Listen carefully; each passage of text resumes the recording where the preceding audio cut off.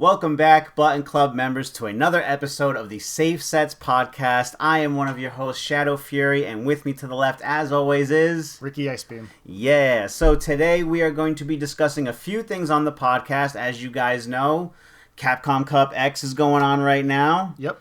Some of the elimination stage events is what's going on right now, so it's been very exciting. A lot of content. So without any further ado, let's get into that, okay, my friend? So, what I'm going to do is bring up a slide here. And boom. So, here we go. This is the top 16 qualified players for Capcom Cup X at the time of this recording. Because right now, Group G and H is still going on. But thanks to our boy, Ultra David, we have the scoop on that too. So, what do you think of how this is looking so far? So, in the last episode, we talked a lot about which players we thought were going to make it out of each group. Yeah. And we basically, selected the players that we knew their names. Like, if we know your name, then we think you have a better chance of getting out of pools. And if we've never heard of you before, and we've never seen you play before, then we just have to assume that you're not as good as, Meta RD and Fudo. Yeah. And so looking at this list now, I think a lot of our guesses were correct. I know almost all of these players' names. I actually got to watch Nero the Boxer get eliminated by Mena RD. Yep. And it was a great set filled with such emotion because I think a lot of people were pretty surprised as to how good Nero was playing or how good of a player he really is because he's not as, those household names like we were talking about last week. Right. And then, just to watch Mena do his thing with Luke, with Blanca, and JP. Did you catch the Mena I did, yeah. matchup? What'd you think of that? So I think it's really smart the way Mena plays, and I also really enjoy his character selection. Yeah. Like which character he's choosing it against.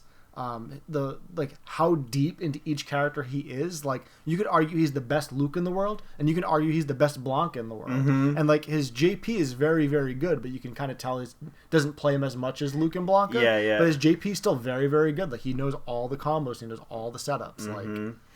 Especially going against Kaba, knowing how probably Kaba plays because they're friends and training partners.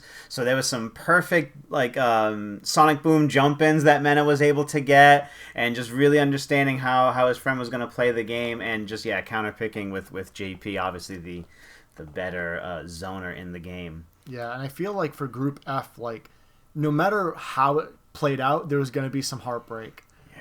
Even if both Mena and Kaba made it out, it's there's still so many good players in that group that didn't make it. Angry Bird and Ending Walker in particular.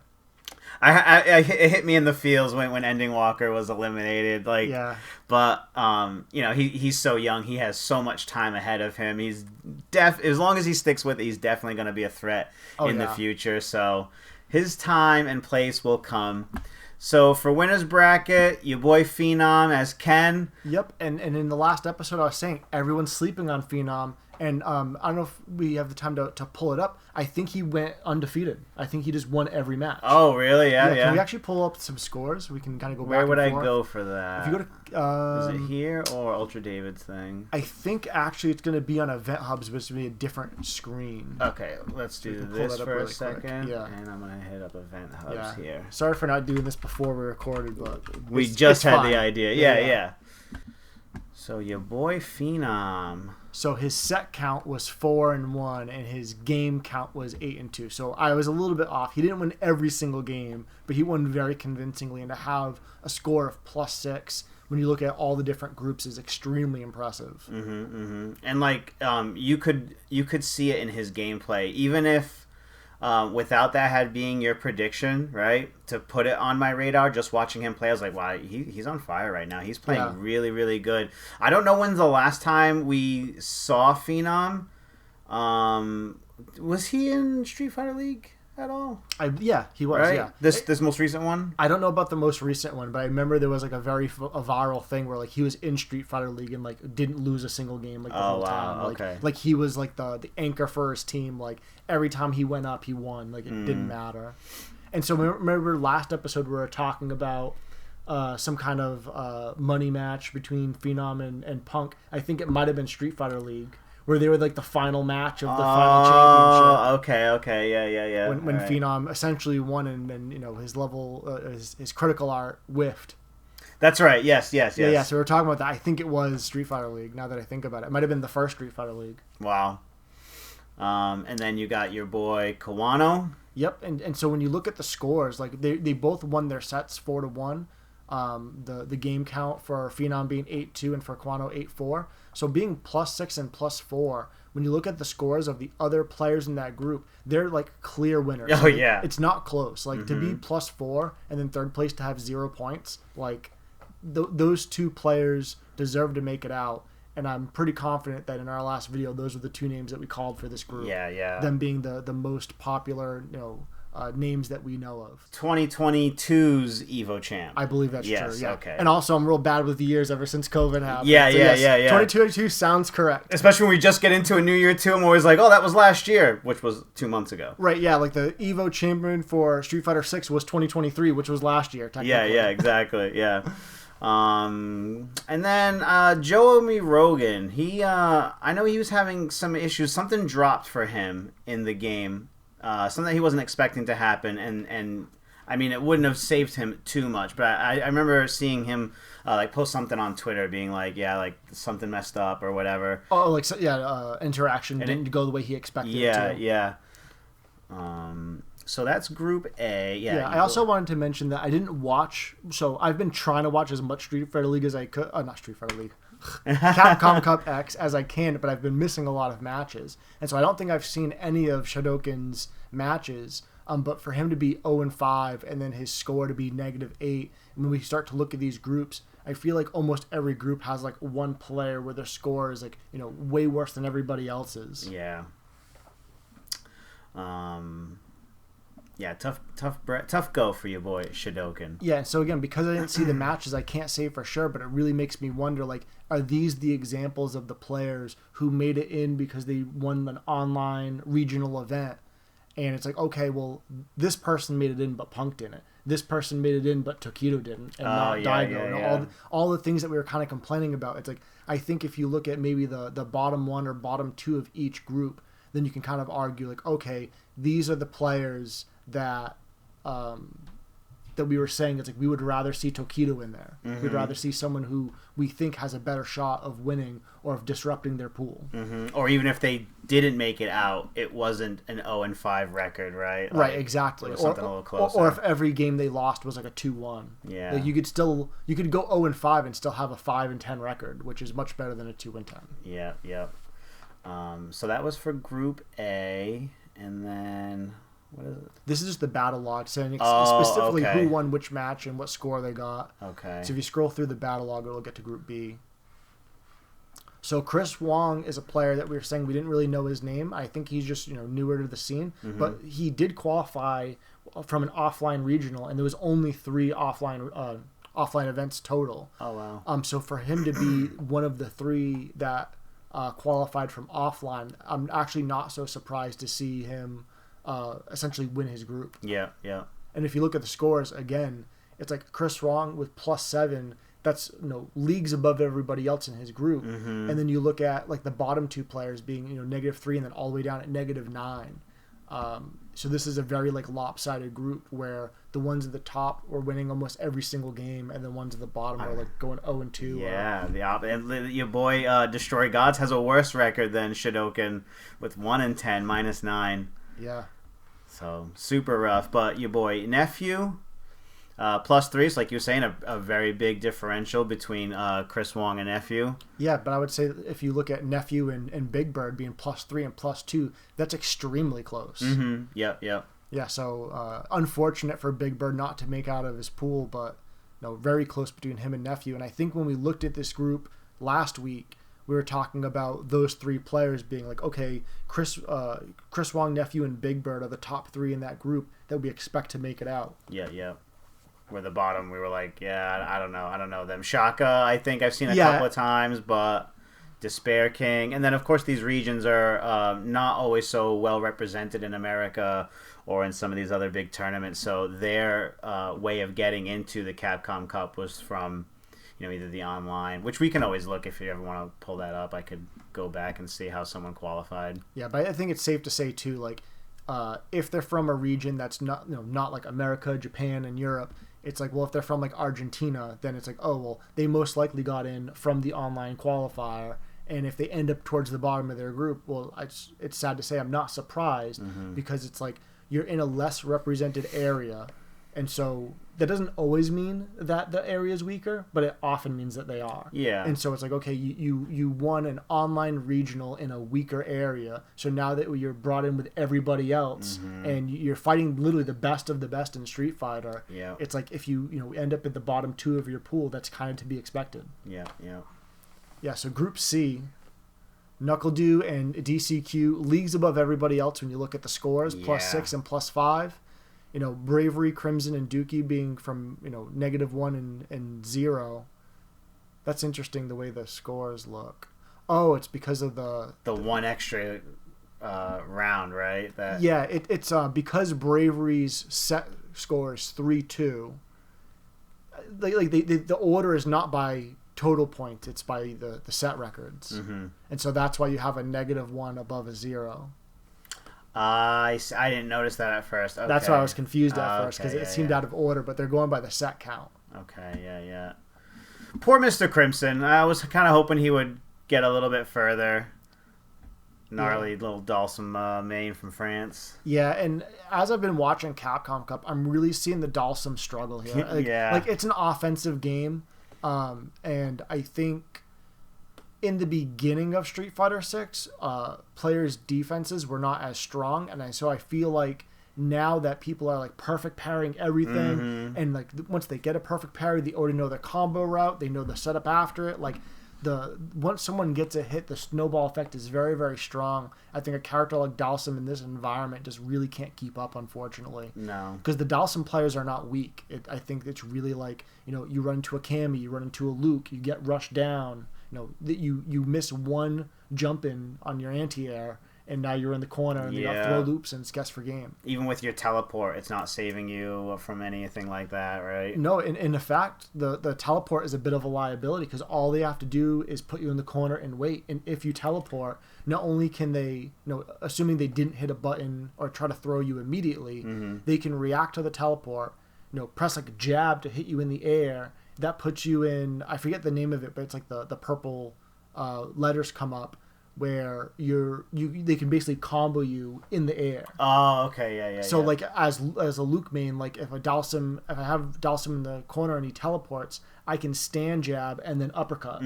Like not even as like a Link, like I can just like stand jab. It basically juggles him and then follow up right into an uppercut or a super if I want to. So I think Dalsims are really feeling the pain this season. It's amazing that he got it this far, but it's playing Dalsum in this sea of sharks, right? Because you saw so many the typical characters, the Cammies, the JPs, the Lukes, the Kens. Even the DJs is hard for Dalsum to deal with. Yeah, that zoning. And I want to bring up a DJ point later on. If I forget, remind me. Sure. But it'd be like swimming with no fins. You it's hard for you to get any type of momentum going. You're really fighting for your life, and it just seems like a losing battle. They are strong players. Absolutely. And you have to be in order to have all of that tech to be a Dalsum main and to cover all this ground. But yeah, it's just working too hard for very little payoff. Yeah, and I think Dalsum and Zangief are kind of in a similar boat where like both of these characters are oddball characters in that they're not playing essentially the same game as all the other characters are. And that's always been the case with these characters. But I feel like right now in the current landscape with the current tier list and the current patch, Dalsum and Zangief are unfortunately low tier in that you have to work so much harder for your wins. Yeah. And so the only reason I think that we're seeing Dalsums and Zangief in the Capcom Cup at all is because they're extremely strong players who've been playing these characters for years and years, and they've really put in the work. And the unfortunate truth is if you have players of this caliber putting in this much time and effort, if they chose a different character, they likely would have gone further. Especially with $1 million. It's one thing to be like, you know what, I'm going to show up to my local, and I just absolutely love this character, and I'm going to be the best at Dalsum or Zangief in my local. That's amazing, right? But you're at a pro level. You are, Falcons sponsored. You're trying to win that $1 million. Right. This is literally your day job. Yeah, I just feel like you can love Dalsum. Wear a Dalsum T-shirt as you're playing JP and kicking ass and winning. If you support the character that way. But yeah, that's just a tough uphill battle to have. Yeah, it also makes me wonder if we're ever going to see Daigo go back to Guile. Oh, yeah, I've always wondered about that because my personal opinion on certain things has changed recently. Okay. And I feel like obviously the landscape of Street Fighter 6 is changing with it being almost 9 months now that the game's out. And there will be balance adjustments coming. So I think that's really going to tip the scales, change the meta. I could so see that happening. And why not at this point? So here is your Group D. Gachi-kun and NL making it out. Not surprised there at all. No. The surprise I am seeing is seeing Valmaster at the bottom of his list. I would have guessed Valmaster probably being a close third behind NL and Gachi-kun. Agreed. Yep. He lost one of his sets, I forget, and I think he was as Chun-Li. I forget who he was fighting, and he got off that stage so quick you could tell he was pissed. Oh, very salty, yeah, and I would be too. Do you know what happened in that? Was it just like a hard matchup for him, or was there something like odd that happened? I forget. For that one match, I don't remember specifically, but every match that I've seen with Valmaster when he was using Chun-Li, he just kept coming up short, and it was really frustrating to watch because you can tell he's a really strong player. And so it's one of two things. Either like Chun-Li is too weak and like needs buffs in order for a player who's good to do things with them, or it's that his style of Chun-Li or the way he's trying to use the character is actually incorrect. And so it's like someone trying to rush down with Guile. It's like he kind of can do it, but if you're trying to do hard rush down, you might as well play Cam. Or a character who's better at doing that. And so there was one match where he lost game. I think he either lost game one or he won a game and lost a game, and then he switched to Kimberly. So actually, yeah. So he lost game one and switched to Kimberly, and he like completely smoked the other person. Like, it was beautiful. It was like free. It was like it was practically a double perfect. It was beautiful. I just thinking to myself, like, you looked like you were struggling for so much of this tournament with Chun-Li. You put on the Kimberly shoes and wiped the floor with him. I don't think I've ever seen anyone play a Kimberly and go, that's the perfect character for you. And I felt that watching Valmaster. I was like, I think you're making a big mistake and probably only playing JP to keep up with the meta or certain matchups. Yeah. Because Kimberly isn't perfect either. But like you said, the way he was playing Kimberly was just so amazing and inspiring. Yeah, and I think the unfortunate lesson there is like had Valmaster walked into this Capcom Cup X stage and said, I love Chun-Li, I'm not going to play her. JP is strong as hell, I'm not going to use him. Go all in with Kimberly. I really think he could have made it out of this pool, or at least made it a really, really close third. Yeah. If he just rocked Kimberly the whole way. I agree. And, because like at this level of gameplay, Chun-Li's are a lot more popular, right? JP, obviously, extremely popular. But a character like Kimberly can go under the professional radar a little bit, especially depending on how much he's labbed out and has these sneaky little tricks. He could have really pulled one over on, I think, a few more players with a lack of matchup knowledge against Kimberly compared to the other characters that he's playing. Yeah, and not only could he catch people like not understanding certain setups or certain mix-ups, but, I mean, Kimberly has a lot of good mix-ups where even when you know what all the options are, you still have to guess. Yeah. So if Valmaster, as a strong player, can position himself to make his opponents play rock, paper, scissors, where, like in Street Fighter 6 and pretty much all of Street Fighter games, when you are putting your opponent into the rock, paper, scissors position, you're at the advantage. You're basically in a situation where you're going to win or you're going to tie. It's rare that you're actually going to lose the whole interaction or lose in a way where you're eating big damage.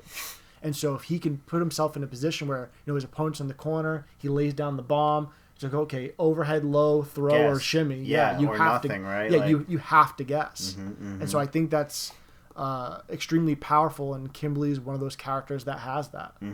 I did want to see him do better. I'm a little bummed out, especially since seeing him play a lot in Street Fighter League this year. Like I wanted to see him do better, and I think actually, yeah, right here is this the one Valmaster Kimberly 2-0.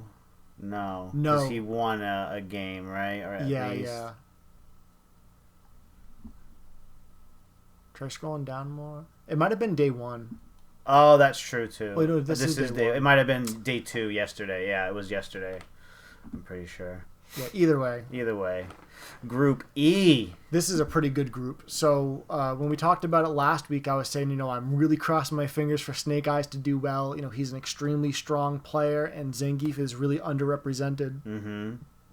But his whole group is DJs and Lukes, which is a bad matchup for Zangief. Yeah. So to see him come in third is actually really impressive. Mm-hmm. Yeah, he definitely had to work hard for his position here in Group E.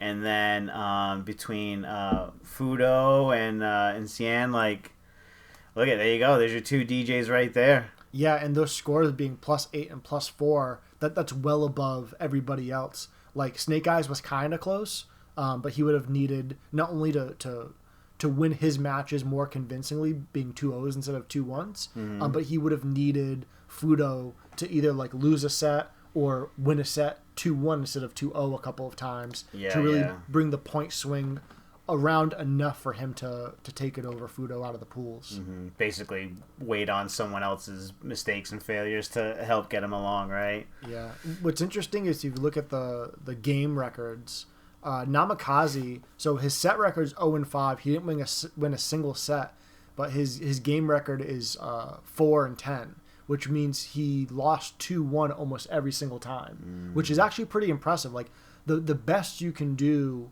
with going 0-5 would be 5-10, which means you literally won a game every single set. Yeah. So out of the 5 sets, he won, a game 4 out of the 5 sets. So it's actually pretty good, even though you are at the bottom of your pool. Yeah, he didn't get like completely annihilated, but just not enough to clutch out these big wins to help him move along in his own group. Right, and without having watched them specifically or remembering watching them specifically, if you're winning a game every single set, I'm imagining a lot of them are coming down to like last round, last hit situations. Yeah. Close games. Yeah, but it definitely makes sense for Xian and Fudo to make it out of that pool. Yeah, that's not an upset. That's kind of to be expected. I think I was rooting for Snake Eyes to make an upset. Yeah. You're gonna bet your left and right arm on these two. You still have your arms. Yeah, and so if you look at the scores with Samuel and Namikaze being at -7, -6, that's kind of telling. And then for Merkin to be in a pool this strong, and end up, only at -1 point, which is, not that far behind Snake Eyes, is actually pretty impressive. Agreed. Yeah, agreed. I think this was something like this for these caliber of players. I think puts them in the spotlight, and probably will now just like stoke the fire to keep going to make it up to these spots of these groups in the future. Especially when we're not as familiar with some of these players, but if this is their first time getting to this level at this tournament, that's obviously super super promising, and hopefully we just see them come back even stronger the next time. Yeah, so it's interesting you say that. Like, we keep saying, like, I've never heard of Merkin, I've never heard of Samuel before, but, maybe next year, the year after, it's like, oh yeah, Merkin, I know all about that player, they do this and this and this, yep. and they'll be a household name, and when they make it out of their pools at, Capcom Cup 12, it won't be a shocker, it won't be an upset. And then we can reflect back on this time, be like, I remember first seeing him at Capcom Cup X, and now he's winning Frosties and winning this, so... Yeah, well, maybe not those tournaments because they're from far away, but you know what I'm saying. Right. Yeah. The moral of the story is we're rooting for you guys. Yeah, absolutely. And then the most talked about group. This was the wildest I've ever seen. Like, we talked about this group quite a bit, and part of it is on us just not knowing all these players or like not watching a lot of their matches. I would have never guessed. I don't know who Leshar is. I've never seen them play before. I would have never guessed that not only would they make it out of this pool, but to win this pool. Be at top, yep. To be with a 2-time Capcom Cup champion, with the most recent EVO champion, yep. with Kaba, with Ending Walker. Ending Walker, I believe, came in like 4th place in last year's Capcom Cup. Yeah, he was really close. At 16 years of age, you yep. know. I remember watching the beginning of these pool matches and watching Kaba just absolutely on fire, playing so strong, winning so convincingly. I actually thought to myself, Kaba might win this pool and Kaba might win Capcom Cup. Wow. And apparently that fire was short-lived if you look at the scores. Yeah, I think he came in hot in the beginning, and I mean this is grueling because it's 3 days worth of tournaments. And it's not like you're playing a lot of matches part of the tournament. You go up there, I think you play 2 today. The next day you play another 2, right? So it's pretty sporadic. And I know that they're playing a lot against each other in casuals, which is both good and bad, right? Because you're giving away a lot of tech. And I just think that he just lost steam towards the end, you know? Yeah, and also a character like Guile, it's like, even though you might not realize it, Guile's always taking risks. Like, every boom you throw, they could hold up forward. Like, every time someone jumps at you in neutral and you have a flash kick ready, that means you took the initiative to not play neutral for like 2 whole seconds just so that you can have the flash kick charge. Yeah, exactly. That's true. Yeah. And so Guile is a lot of... I always tell players, Guile is really good at fighting horizontally, and Guile is really good at anti-airing, but he cannot do both. And it's up to the player to give their opponent the illusion that they are doing both. Okay. Yeah, I see that. Interesting. Words from the wise. So, more on this pool, so Angry Bird, you being the most recent EVO champion, coming in 3rd, and when you look at the scores, it's actually a pretty big gap. He's 4 points behind 2nd place. Mm-hmm. So Leshar being +5, Menard being +3, those scores are leagues above everybody else. And unfortunately, Ending Walker, who's a very, very strong player, who we're really rooting for and hoping to make it out of the pool and to go really far, got the short end of the stick and ended up at -4. But I think, without a shadow of a doubt, this is the hardest pool in Capcom Cup. Oh my god. You could have put, Kaba and Ending Walker in any other pool, and they would have a really good shot of making it out. Like, the way this stacks up, more or less, could have been your top 6 finishers at Capcom Cup, right? Like, yeah, and we talked about it in the last episode, because this pool is so stacked, that means there's a chance that someone made it out of a different pool. Let's say someone got 2nd in their pool that couldn't have beaten one of these players. Like I said, Ending Walker came in 4th in Capcom Cup last year. And so when you have your 16 players who make it out of these group stages, everybody who didn't make it out of the group stages walks away with $2,000. Yeah. And then if you make it to the group stage and lose right away, I think the minimum amount you can win is $4,000. So I was saying that players like Cobb and Ending Walker could have made it far enough to win, 5 figures or maybe even 6 figures. Yeah. But, in this case, they're walking away with 2K, which is, close to nothing compared to those big prizes at the end. For a year's worth of work on top of that. They've been grinding all year. It's a brand new game. You're doing your best to show up to these events and be on top. So it's not just, I had a tournament. This is a year's worth or what 9 months whatever worth of accumulated time to get good at this game. Yeah, which is a big portion of Ending Walker's whole life. Yeah, seriously, because we didn't hear about him until the last 2 years of Street Fighter V. Yeah, because I think it was basically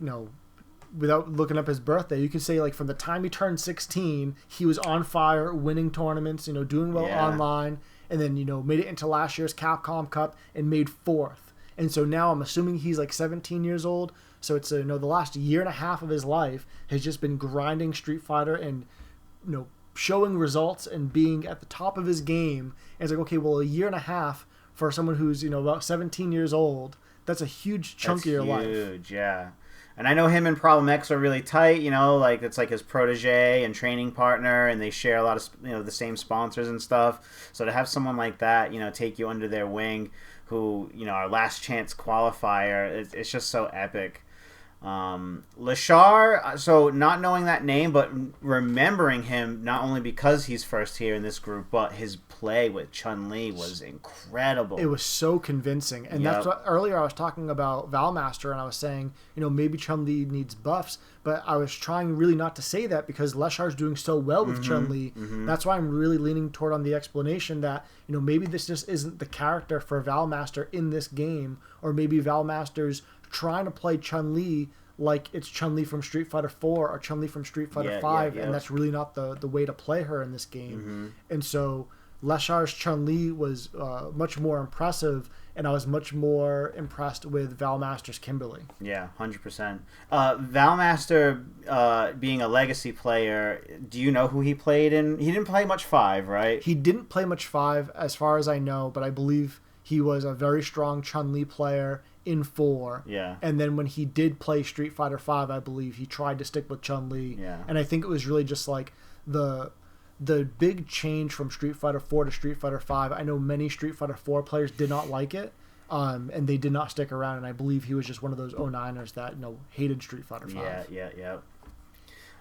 So one thing I wanted to bring up was the match between Ending Walker and Mena. So I watched it, and I watched it really closely, and I noticed that it was very surprising. Mena dropped almost every single knuckle combo. Yeah. Almost every single one.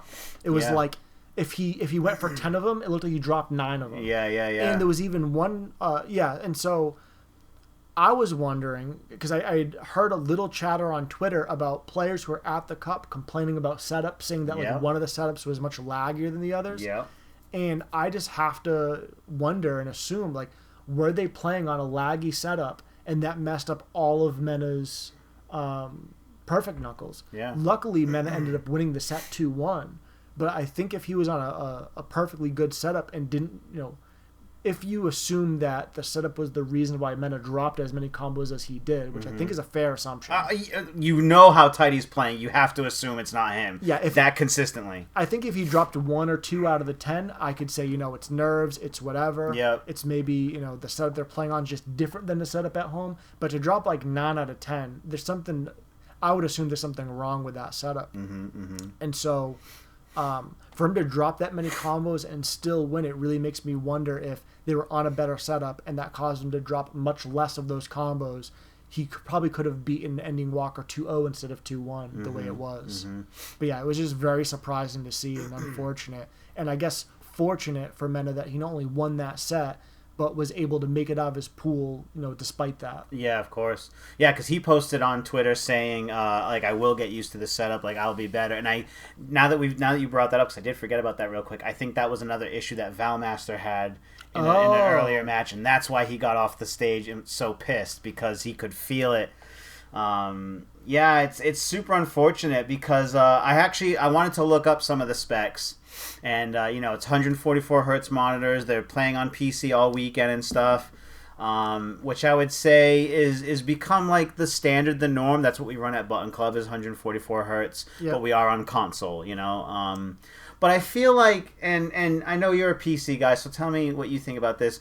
For the most part, every PlayStation 5 is going to play the same. Yeah, very similar, very consistent. It's kind of like if you're in an unfamiliar place and you go to get fast food, you kind of know what you're going to get. Exactly. So the variables are, if any, are very, very minuscule compared to, my PC is not going to work as well as your PC. So if I'm training Street Fighter 6 at my place and then I go to yours, things are going to feel so very different. And I think that can be the struggle with some of these PC setups. Like, yes, I know they can run things more optimally, but with the internal components being so different and varying from PC to PC, that's something that you're going to get. And it's, in my opinion, inexcusable at this $1 million Capcom X tournament, Yeah, and I'm not like a computer whiz, but I'm imagining there's a way for them to have like a running log on these machines where like they should be able to log how many frames per second the game is running at. They should be able to look at that data after a match and be like, the match where Mena dropped all those combos, his game was running between 52 and 59 frames per second the whole time, and it was jumping around. Yeah. And then this other game, that had no issues. Yeah, it ran at 60 frames per second 99% of the time, and 1% of the time it dropped down to 59. Perfectly acceptable match. Yeah. But they should be analyzing that data. They should know what it was. That's true. And also, even if the computer was running perfectly fine, if it ran 60 frames per second the entire time, there's a thing called input delay, which is the amount of time between when you press a button and when that action shows up on a screen. And so if there's a difference in input delay between the different setups, or like you were saying, like between your setup at home and a setup you go to your local, that's going to change everything, especially for like if you're doing perfect knuckles. Anything. Perfect parries, like, even simpler combos. You'd be like, oh, how come my DP didn't come out? I get that all the time at home. Yeah, when you mention perfect parry, that's a perfect example. A lot of times if I'm on a setup and I'm not feeling super comfortable with it, if someone throws a fireball and I want to parry it, what I'll often opt for is I'll press the parry button a little bit early. That way, I'll most likely not get the perfect parry, but at least I didn't accidentally block it. I'd rather press the parry button a little bit early than a little bit late. Yeah. And then that can help you, like, acclimate to the timing maybe, especially in the beginning, right? Yeah, a little bit, but mostly it's just like damage control. Like I said, I'd rather not get the perfect parry, but get a regular parry, than to try to hit the perfect parry timing and actually block the fireball. Because if you get the not perfect parry, then it's basically a nothing. Like, you didn't gain meter, you didn't lose meter. But if you block the fireball, then you lost meter. Yeah. So pretty unfortunate. High stakes tournament, and we're dealing with lag issues. Yeah, and so the last thing I want to say about that was, like, with the input delay, not only should they be measuring the input delay and be able to tell the players, like, yeah, we measured all the setups, and all the setups are between, like, 9 and 10 milliseconds of input delay. That's as low as we can get it. That's, it's perfectly reasonable. And as far as I'm aware, when you measure input delay, it's like an intrusive test. Like, you can't test it all the time. You can't be testing it while people are playing. But they should be able to test it, like, before and after every match. And they should be able to confirm, like, oh yeah, we tested it before the match started. It has to be, let's make it up numbers, 11 milliseconds or less for it to be acceptable. And then after a match, if they measure it and it's up to 20, then something needs to happen. Someone has to make a judgment call to say, yeah, that match is now void. It doesn't count, because the input delay went crazy. And something like that, as we talked about in our last episode, the downtime in some of these tournaments will drop your attention span. You get on the phone, so any more time that they take between the next set, commentary, interviews, Hollywood Rob TV eating hot sauce, egg rolls and stuff like that. There's becoming more and more things that you're spending your time watching that aren't tournament related, and it got to a point where my wife and I wanted to watch something else on television because Capcom Cup has been predominantly on all the time, and I was like, you know what?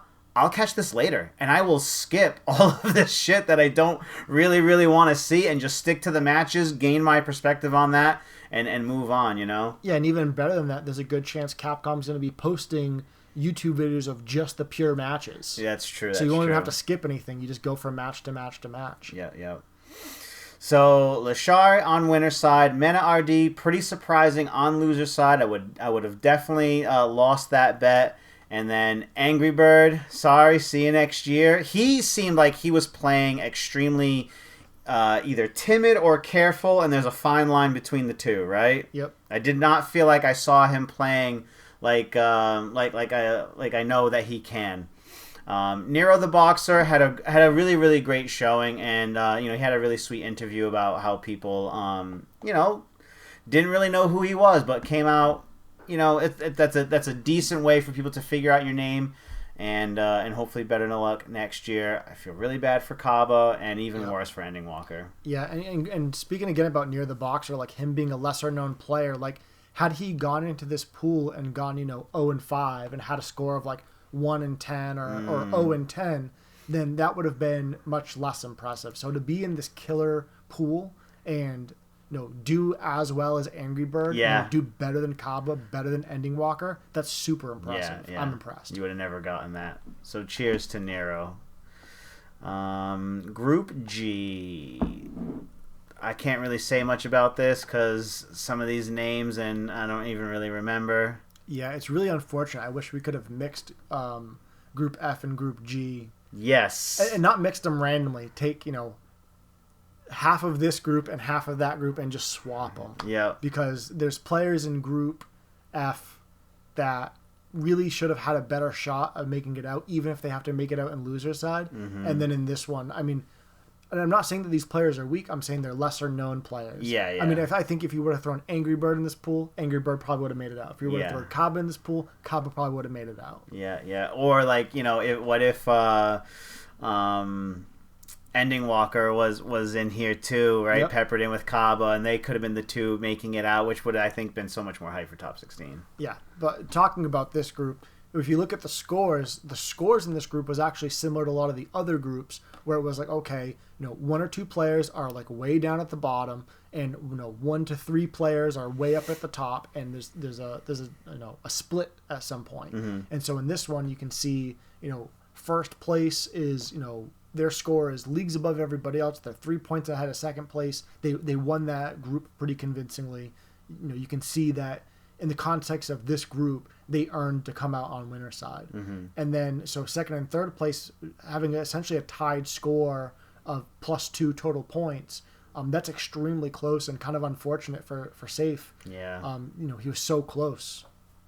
And then at the bottom here, looking at Garnett with Dalsim, I was saying earlier, it's unfortunate for the Dalsim and the Zangief mains. They're working so hard and getting worse results than they might have gotten with a stronger character. Mm-hmm. To go 0-5 in Capcom Cup groups is a rough look. That hurts. That hurts. Even if I could be so pumped out of my mind to make it to Capcom Cup, but when you look at, I'm a numbers guy at the end of the day too, so you could say, oh, I played so good. You played your heart out. I don't care. I went 0-5. I feel terrible right now, Yeah. All right, and then this is the last group, Group H. Dual Kevin makes total sense because he got second at, I think it was Frosty under Punk. Yep, yeah, and we were talking about Dual Kevin saying, when he's in a major, you can assume he's going to make top 8, unless it's like Evo maybe. Yeah.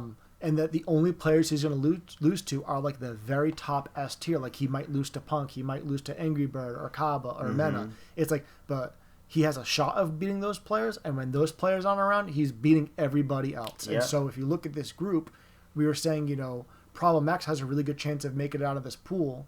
And so, Problem X, we'll talk about it, but like he didn't do as well as we had hoped. Yeah. And so even if Problem X, blew everybody out of the water the way we expected him to, there was nobody else in this group that I thought was going to be strong enough to take down Dual Kevin.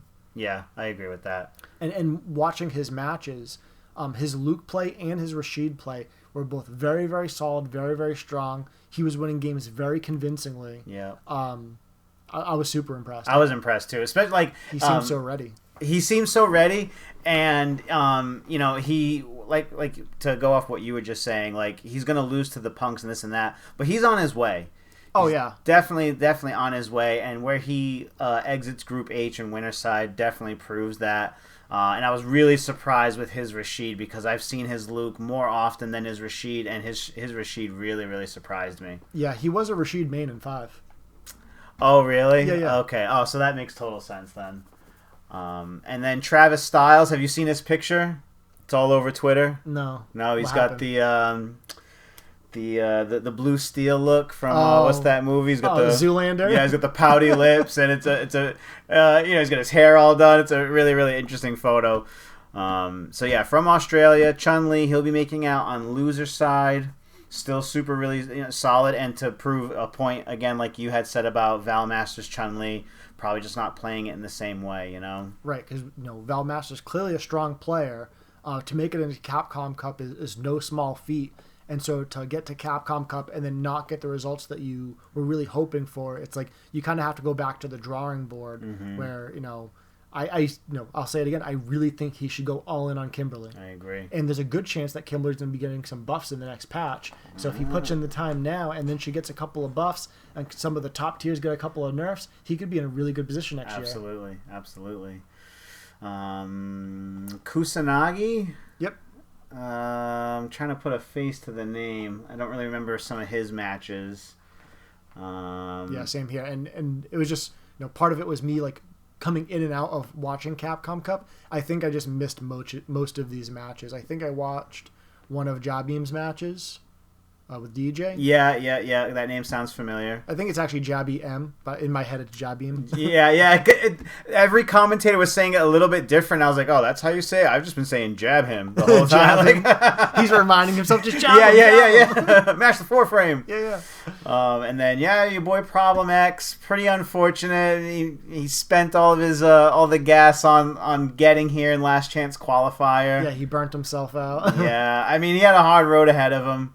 But, pretty unfortunate. I would have liked to have seen him go a little bit further, but he shares a similar fate with his teammate and protege, Ending Walker.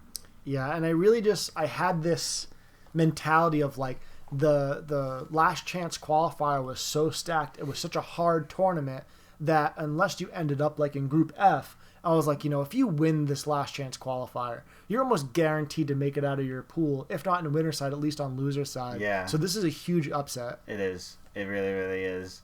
Because last chance qualifier was so amazing. And then, so that's grueling. 3 days of tournament, 8 to 10 hour streams a day for Capcom. And they're there. They're still playing and involved in it, even if they're not in a tournament. So, I mean, it's no wonder that he gassed out, and we still have, top 16 for Sunday to go through. Yeah, so speaking of him gassing out, if we actually go to Ultra David's tweets, there was some matches that were still going on and some opportunities for players to still make it out. So if we scroll down to Group H, so Ultra David actually did out all the math, which was phenomenal, and he explains how certain players in certain groups, even before the group stages have finished, just the way the math works, that, they're either guaranteed to be eliminated or they're guaranteed to make it out already. Mm-hmm. And so at the time of this recording, Group H isn't finished yet.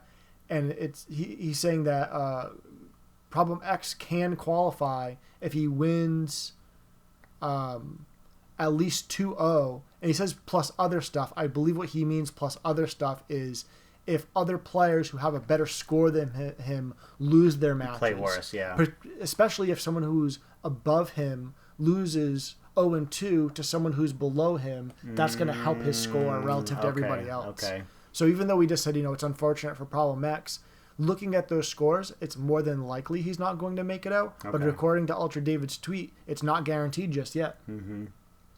So obviously by the time you see this video, that will be all wrapped up, and hopefully you'll be patiently waiting for Capcom X Top 16 to start, which is Sunday. And here at my apartment, we're going to be running a Button Club Capcom watch party, and we're gonna have casuals all day, probably order some food. So we hope that you're enjoying the event at home as much as we'll be enjoying it over here. Is there anything else you want to say about the group eliminations before we move on? So I think I'm good with talking about the group eliminations. I'm hoping to move on to looking at the players that are going to be making it into the top 16 and kind of where we think that they might, how far we think they might go in the Capcom Cup. All right, so back to here? Yep. Okay, here we go. So, winner's bracket, like we mentioned earlier, Group A, you got your boy Phenom. Yes, Ports? Oh, Chris Wong. Yeah, I was going to say, that's the sponsor. I'm like, why do I feel like I haven't seen that name? Yeah, because there it is. So Phenom, Chris Wong, Naraka. DCQ. Okay, DCQ. God, I'm going to get it before this stream's over. Who the hell's RB? Just kidding. Red Bull, Gachakun with Rashid.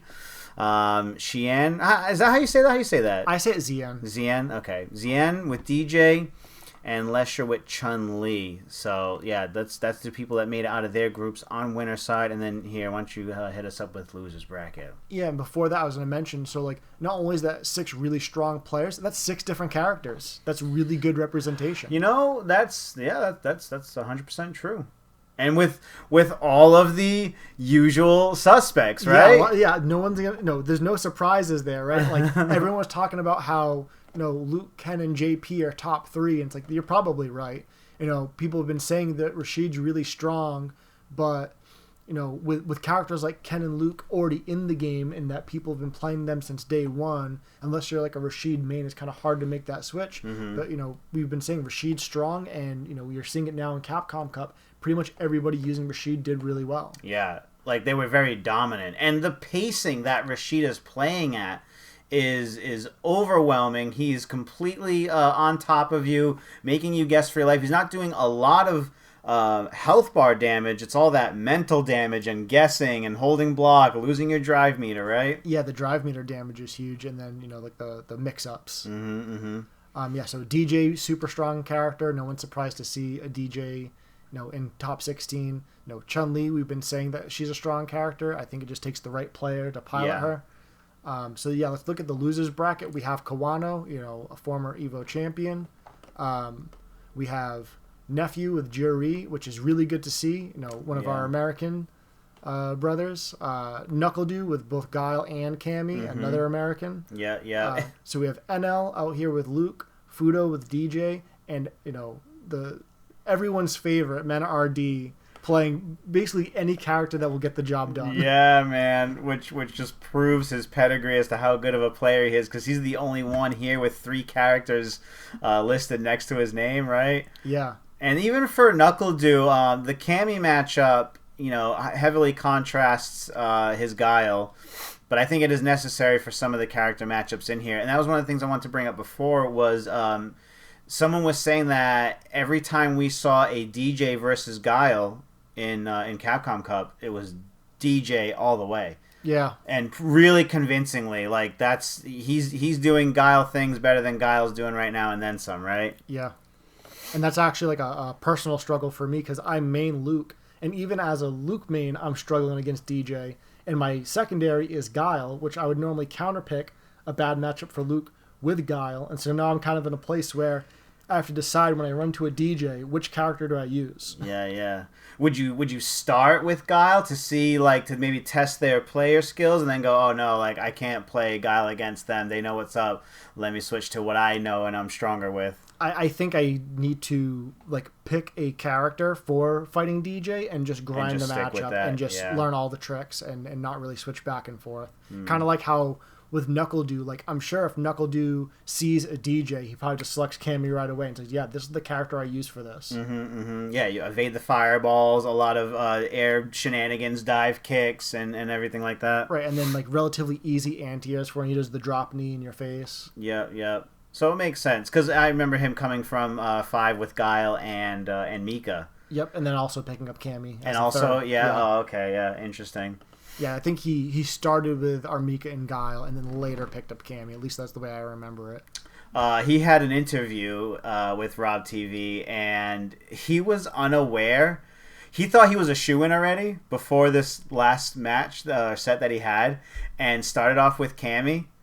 And lost, and then went back to Guile, and it wasn't until after that set he realized that he really needed it. So he almost flubbed his own opportunity out on losers because he was just unaware of where he was in the bracket, whatever. Yeah, so I was watching that match. It was against a Rashid player, and the commentary was saying he needs to win at least one game. If he loses 0-2, he's not going to make it out. Yeah. And so I think he used Cammy, lost, switched to Guile, won a game. Wait, was it that? Or did he start with Guile and switch to Cammy? I forget now. I think I'm not 100% sure, but if my memory serves me, I think it was Cammy to Guile. But either way, he picked a character, lost game 1, and then switched characters, won a game, which solidified him making out of his pool. Yeah. And then the last game was actually really, really close. It didn't matter who won at that point. But it was just a good match. Yeah. It was good to watch. Do you know about his personal struggles that he spoke about recently when he qualified for Capcom Cup? I know a little bit about his personal side, but what were you referring to? The taxes, the tax situation? Oh, no. No? So when he won Capcom Cup all that time ago... Yeah, he bought property, right? He bought property, settled down as a family man, and never paid taxes on his tournament earnings. Oh, And that actually makes sense because I remember there was a time where he was not sponsored and he was just going to tournaments and like winning money. Mm-hmm. And his joke was like he was sponsored by My Wallet. Yeah, yeah. And so hearing this now, it kind of like rings a bell. Like, oh yeah, like when you're on a team and you have a manager, like they probably take care of all that stuff, or at least let you know, like, hey, you need to get this done. Mm-hmm. You know, send me an email when you've paid the tax or whatever, or whatever. So him just going to tournaments and winning stuff.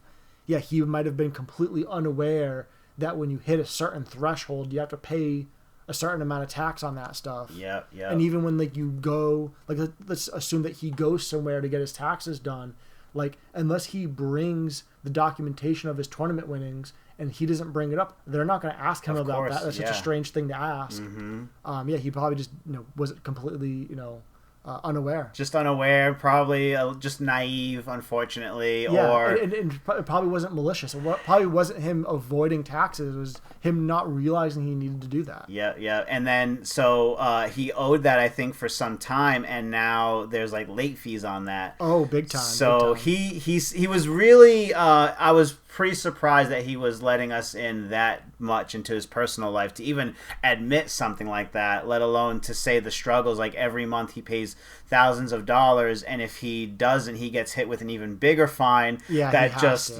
keeps stacking. So he was really hoping to win this money to get himself out of tax debt. I think he's got 2 kids and everything else going on at home, so that created a soft spot for me in my heart. I would love to see him do well and at least make enough money to clear his name in taxes. Yeah, like obviously we hate for any of these players to have financial struggles or issues with taxes, but him being a father, it makes it so much worse. Yeah. If you're a single guy and you got your own problems, that's another thing. But kids at home and obviously this isn't speaking bad about Knuckle or whatever. I'm not saying what he should or shouldn't do. I'm just trying to be sympathetic to his situation. Yeah.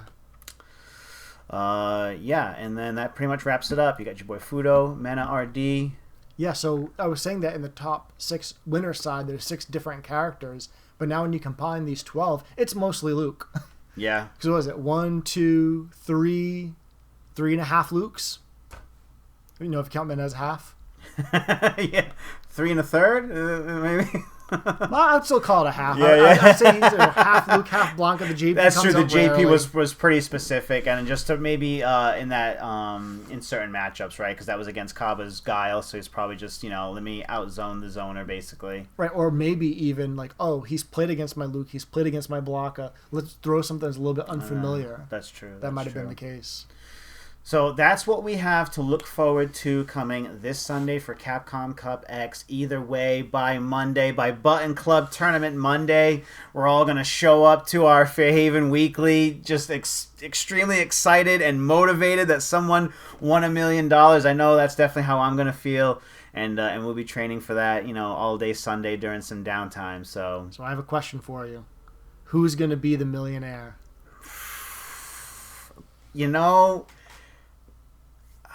Okay, I'm so impressed with Phenom. That would be incredible. And he's just looking so good right now. So if he can take this energy and momentum into Sunday and do what he's been doing, I think that's almost obvious there, right? It would be an upset otherwise. I mean, he's definitely one of the favorites. And then don't forget that, obviously people in losers bracket could win. Mm-hmm. It's just much less likely. Yeah, it's a much more struggle. And then there's, players from G and H that are not showing up on this list at the moment. That's true. So there could be players there that you might want to consider in this answer.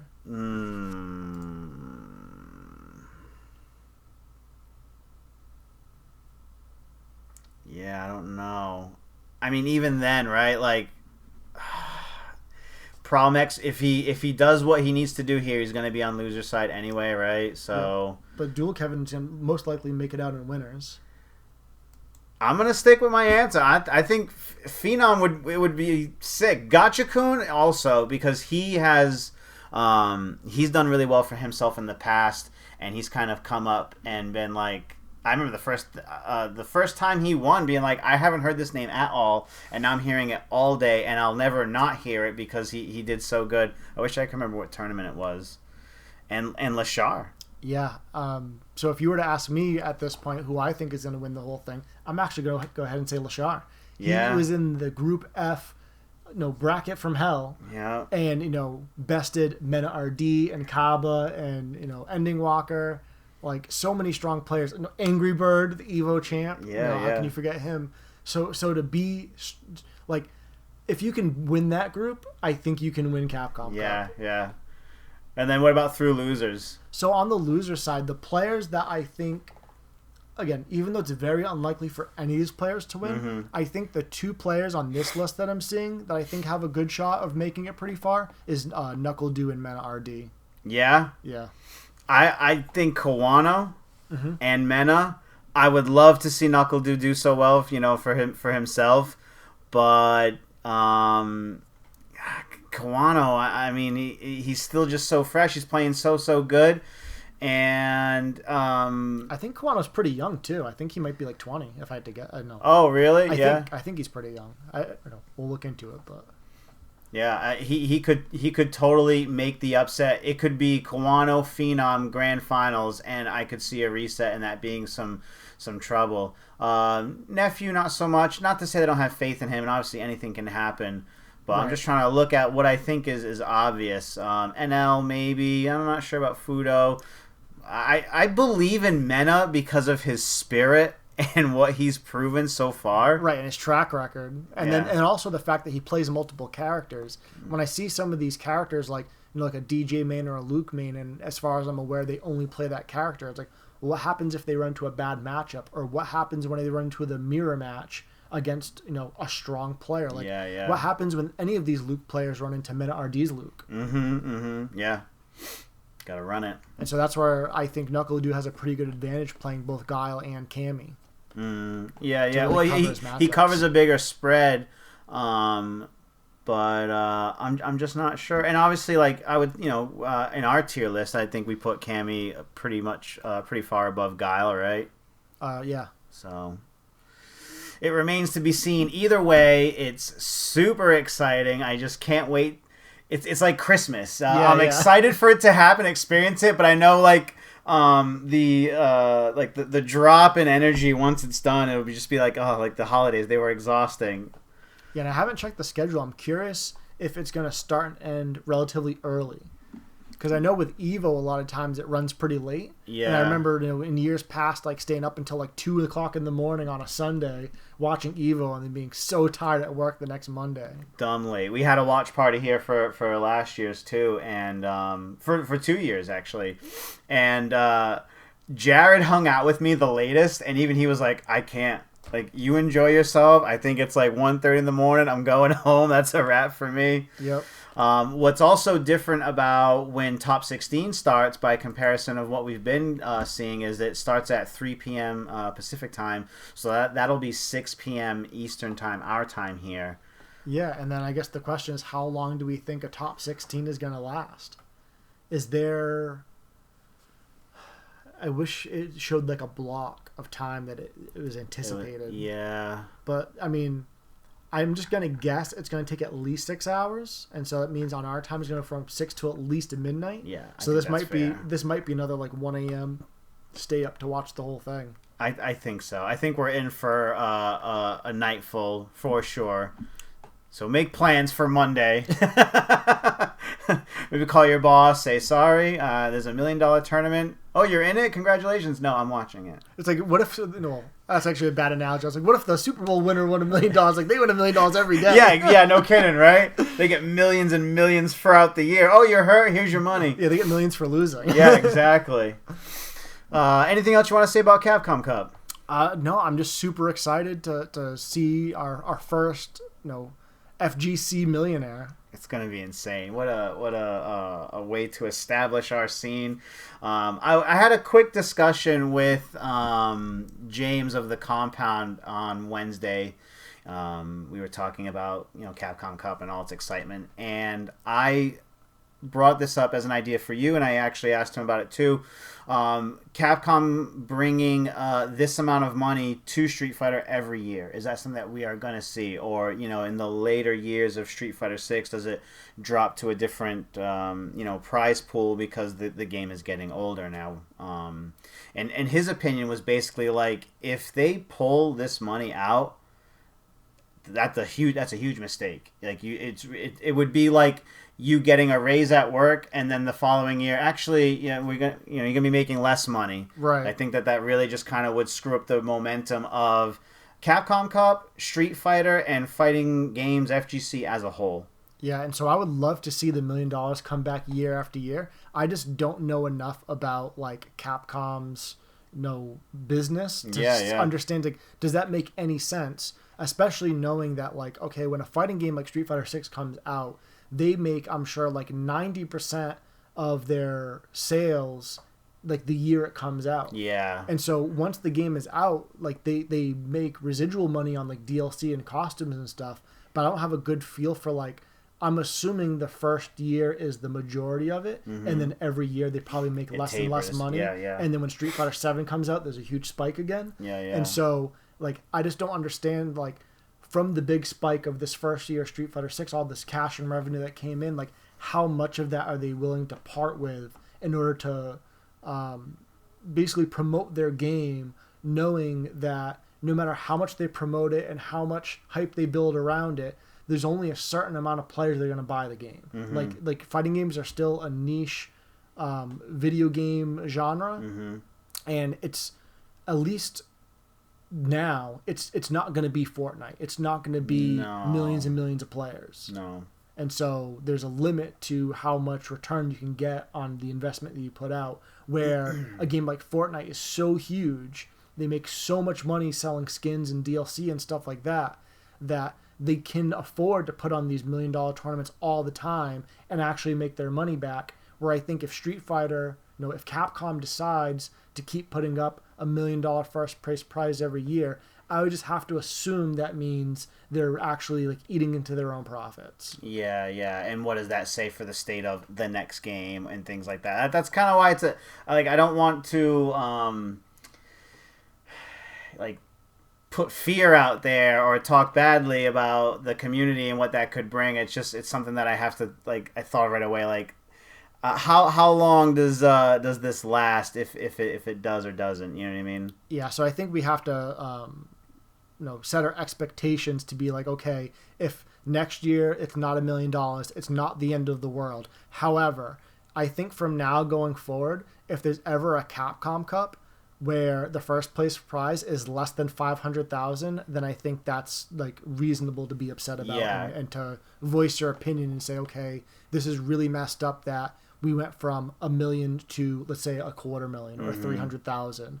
I think that the lowest they can go to from now going forward would be $500,000. And I obviously wouldn't be happy about it, but I would actually understand. Yeah. Especially, like you said, if putting out $1 million every year is gonna, hurt the future of Street Fighter games, if it's gonna hurt Street Fighter 7, 8 years from now, then I'd rather not see that. Because we all know, like, Monster Hunter sold so well and was a big catalyst in the amount of money that Capcom could put into Street Fighter 6. And we saw what happened with 5 when they really didn't have the money to put into it and needed some help from Sony. So I don't want to see them overextend and that ruin things. I don't want a regression in the earnings of the fighting game community. And what Capcom has done is they're the only people putting that much money out there. At the time, yeah. And I'm kind of hoping that Capcom, putting their money where their mouth is going to push some other developers or other, pro circuits to do something similar. Because, like, when the Mortal Kombat, I forget exactly what it's called, but their tour was, like, $250,000, I think it was less, and that was for the entire thing. I'm not sure where Tekken is at right now.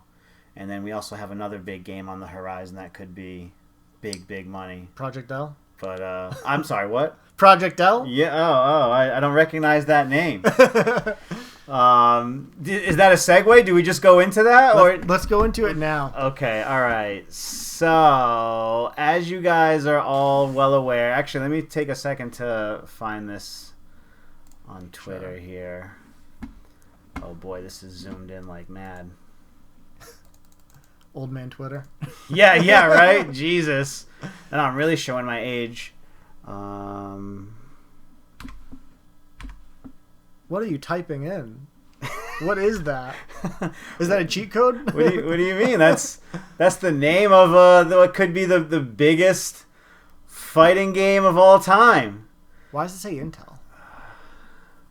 That was the only other thing that came up, right? Oh, you know what? Try to type in Project L.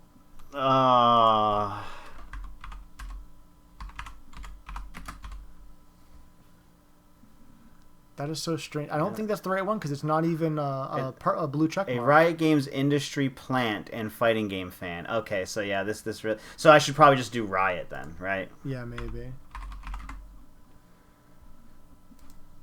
So from here, there must be a link to it. Play 2XKO. Play 2XKO. Okay. Formerly Project L.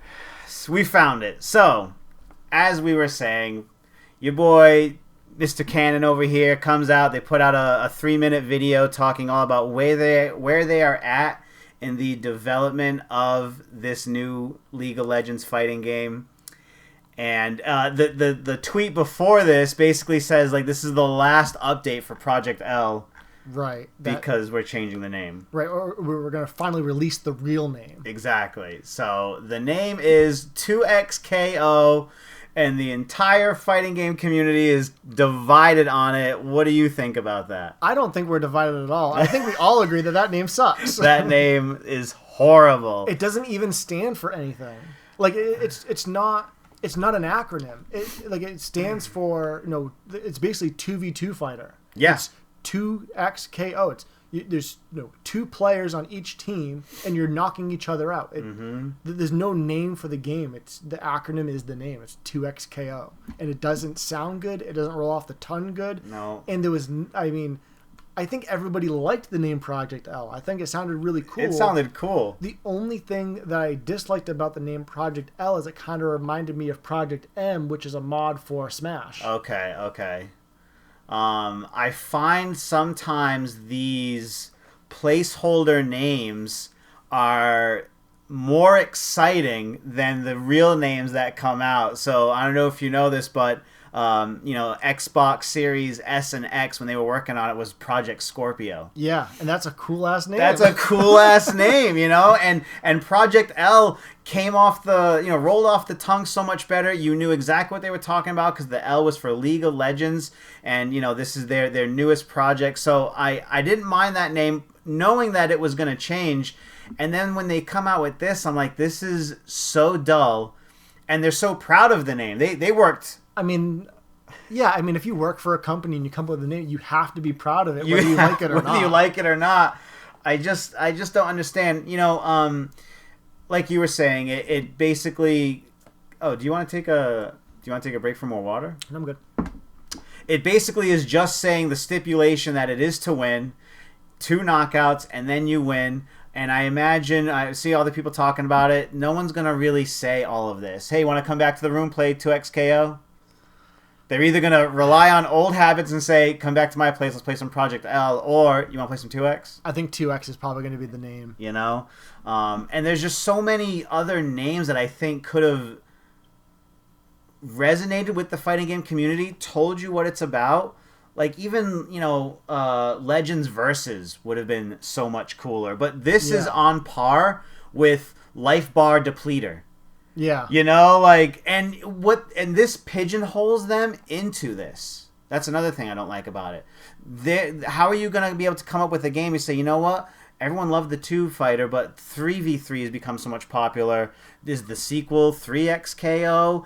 Do you never get single player? I just think keeping it in the realm of League of Legends and having it to do with something like that would have spoken volumes compared to this name. Yeah, the other thing it reminds me of is like players' gamer tags. Like, from what I have learned over the years, it doesn't even really matter what the gamer tag is. It doesn't need to sound cool. It doesn't even have to make sense. But once you've put that name to somebody's face, and then they've shown you like, oh, I'm a really good player. Yeah. Now that name sticks. Like for example, Ending Walker. I have no idea what that means, but I associate that name with the player's face, and then when I see the player play, I'm super impressed. And so when I hear the name Ending Walker, I get excited because I'm like, oh, that player's about to do something really cool. Even though the name itself, in my opinion, isn't super impressive or super cool. And so even simple names like Smug and Punk, like that doesn't mean anything to anyone unless you're a fighting game fan. And then you see Punk on stream, you're super excited. Smug on stream, it's like these simple 4-letter names. And so I've also seen players in the FGC try to change their gamer tag. And what happens is it doesn't stick. Because once people know you as a certain name, it's like it's really hard to change that. And it's hard, even if you picked like a kind of crappy gamer tag, and then you change it to a really cool gamer tag, like it still just doesn't stick. No. I'm trying to think of who ended up trying to change their name, and it was so hard for the commentators to get it right. Oh, Fujimura? Thank you. Yes. So that one was a little bit different. That one was Fujimura's original gamer tag. I think it was offensive in Japan. And so he was trying to be like more professional. And so he changed his gamer tag for that reason. And so also it was kind of the commentators actually had kind of a responsibility to like respect the name change, because every time they were using the old gamer tag, it was almost like a sign of disrespect. It was almost like dead naming somebody. It wasn't just like I'm changing my name from A to B. It's like I'm changing my name from a curse word practically to something that's more professional and that people can hear on stream and not get offended by. Okay, interesting. I didn't know that. I'd have to double check and research what it was, but I believe that was the case. Like, that was the reason why the player wanted to change it, and the reason why the commentators were trying so hard to remember the new name and forget the old one. Other news that comes out with this game is basically they're saying how 2023 they had their heads down and were working hard, nose to the grindstone, and that 2024 they will be communicating with us a lot more often and having play tests and betas and things like that. They're going to be at Evo Japan, they were mentioning. What does this game do for you? I know you're a diehard Street Fighter guy. That's your game, and that's basically it. Does this game touch you in any sort of way? Are you a League fan? So I'm not really a League fan. I am willing to try any fighting game, especially if it looks cool. I'm particularly a fan of 2D fighters over 3D fighters. So when a 2D game comes out, I'm more interested in trying it out.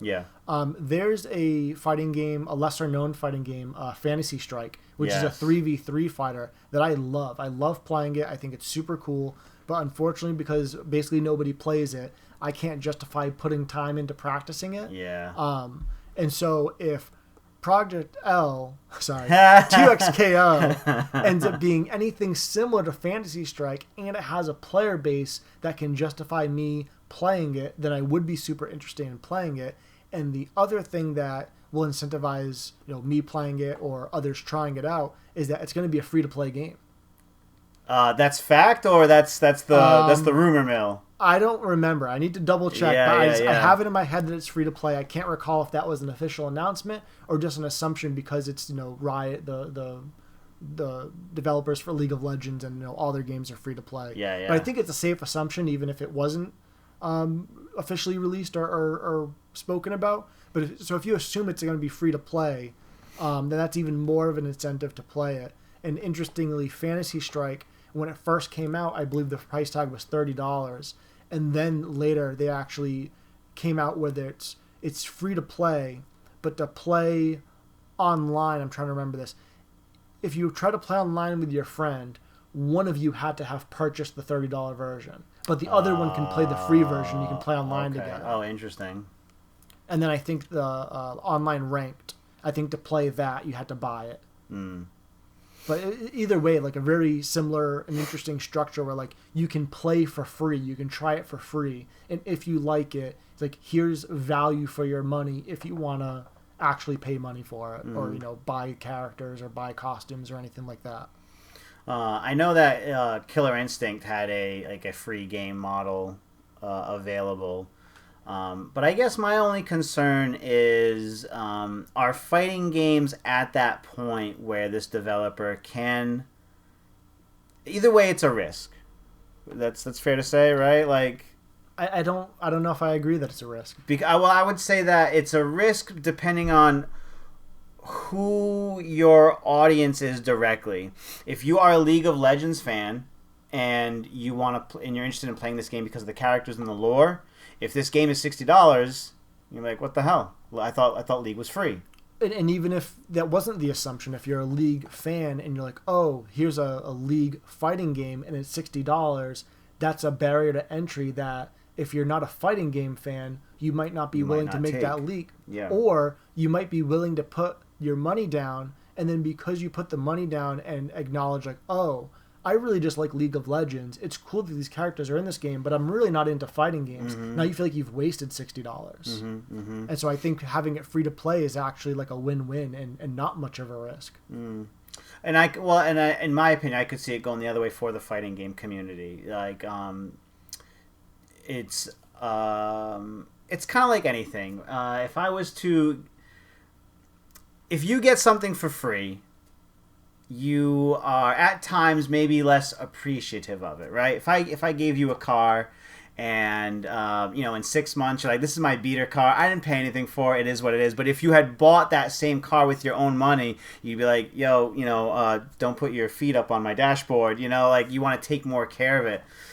So I could see that kind of happening also in the fighting game community, where it's either a turn on or a turn off to have it free or a $60 game, because you're going to be like, well, I'm already invested in all these other games and with DLC. I don't think I'm ready to bite on this one. Or it's free to play, I'll try it, but you know what? Like, I didn't appreciate it because it was free to play, and I went back and played what I know I'm good at. So yeah, and that's a good point. Like, it being free to play might incentivize people to believe that this is a side tournament game, not a main event game. Yeah, it's not like a Street Fighter or a Tekken or a Smash. Yeah, it's an off the side. It's kind of like an anime fighter that is less popular. Yeah, because even DNF Duel came out, and I was pretty excited about that game because I liked how it played and its mechanics.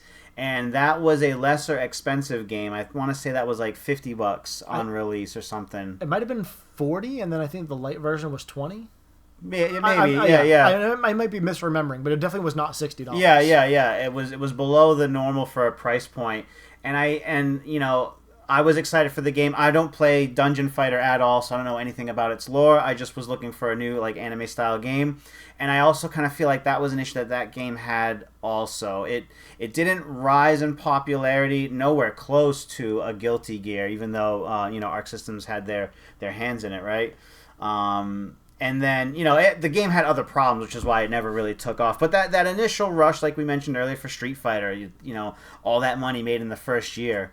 So I just feel like certain games just don't get taken seriously, even if you are a big fan of the franchise, when they are at a lesser price point. Yeah, and that could be the thing. And also, I think once you play a game, so like when you're playing a fighting game, let's say you love Street Fighter 6, like when you play a character and you click with that character, like you almost don't need to explain it in words. Like you just know, like, okay, this character's for me, or this character's not for me. It's hard to explain why, but it's I know it. And so I feel like the same thing happens with fighting games. Like when you play the game, whether it's a free demo or the released version, whether you bought it for $60 or not, I think your gut feel for whether this is for you or not is still true. And so I think people would much rather find that this game isn't for them if it was free than to say this game isn't for me and I spent $60 or $70. And if this game is for you, then the price literally doesn't matter. If you play a demo for a game and you think it's the best game you've ever played and it comes out and it's $100 for the base game, take my money. Absolutely, 100%. And so that's how I kind of feel with the free-to-play model. It's like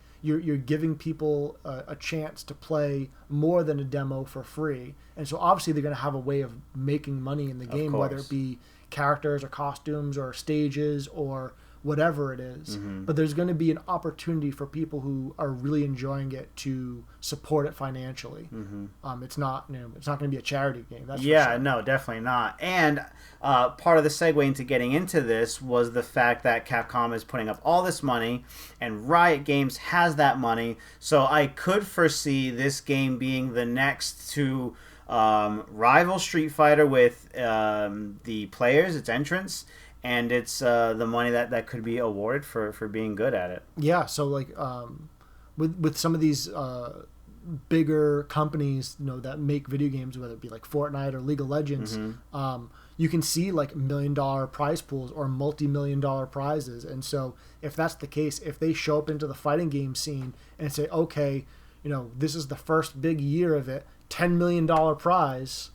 What's Street Fighter? I've never heard of it before. That's what I would imagine. I was even saying this to Alicia last night before we went to bed. I'm like, the fact that there's all this money into Street Fighter, if you are a competent fighting game player and you're a diehard Tekken fan or any other game, how are you not playing Street Fighter right now? How are you not trying to be the best on top of picking the great characters and ensuring that you are making some money off of this? Yeah, and a perfect example would be like a Sonic Fox. Sonic Fox is a strong enough player to win any game. Yeah. And they've shown it in Street Fighter in the past, making, top 8s in majors and, great results in all the fighting games. So if they wanted to, put all their time into Street Fighter, I wouldn't be surprised to see them in Capcom Cup this year. Mm-hmm. They didn't put in the time, and so they didn't get that result. Of course, yeah. I think if they really put their mind to it, they could have. Absolutely. And speaking of Sonic Fox, he hasn't had all of the best things to say about where Mortal Kombat 1 is at, and has made the transition into Tekken like so many NRS players right now, and is having a blast and is talking about these, this tier character, and I think I'm going to switch to Fang now and all this stuff. And I could so see him, getting into a game like this, and why wouldn't you? Especially coming from Skullgirls, which is anywhere from 1 to 3 characters per team.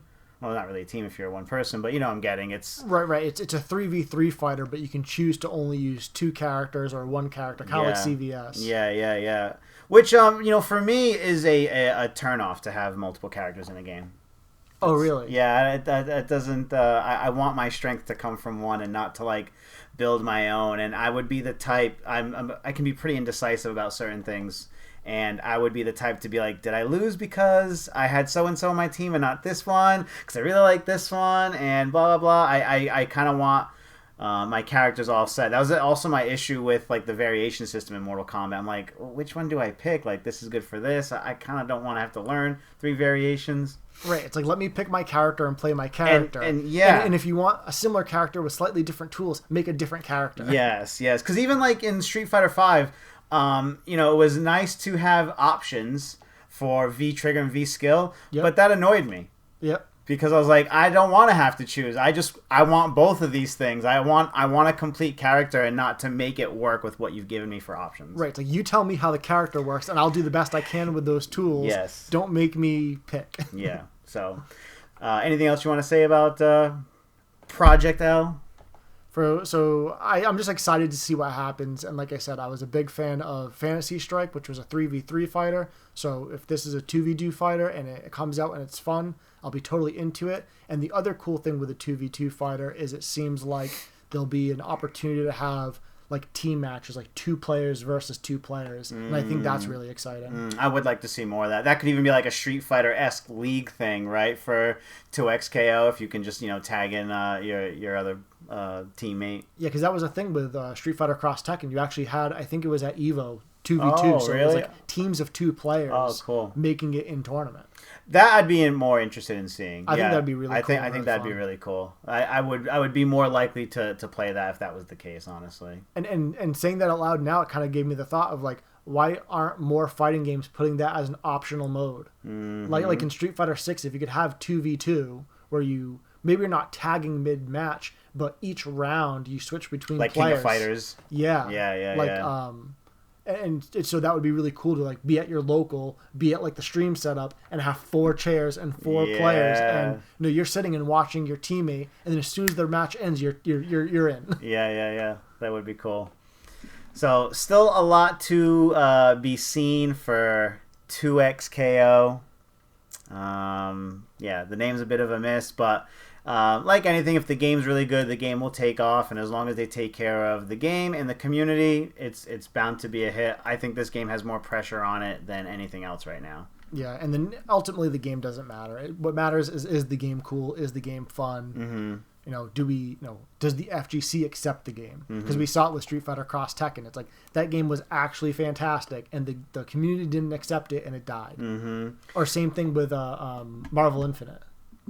Oh yeah. Nothing wrong with that game. Actually, fundamentally, if the FGC had embraced it, the way that they embraced Street Fighter V with all of its issues, it could have survived a little bit longer. Oh, and so man. We'll see with this game. You say Infinite, and I travel back in time and just remember all the things that were talked about. Did you see Capcom apologizing for Street Fighter V's release 8 years later? I thought that was very, very interesting. I'm just glad to see that they're not sweeping it under the rug. They're not saying like, oh, Street Fighter V was great and so was 6. It's like, no, Street Fighter V was a mess and you guys really cleaned up for Street Fighter 6. Thank you. Yeah.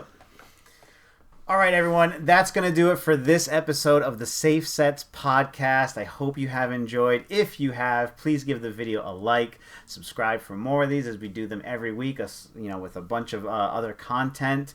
Comment down below what you think of 2XKO, the name, the game, and everything else that we talked about with Capcom Cup X. Yeah, let us know who you think is going to win. Now that Punk is not in there, yeah, and Problem X is most likely not going to make it out of his pool. Who's going to win the $1 million? That's it. We will catch you guys on the next video. Thank you so much. Keep pressing them buttons and stay safe.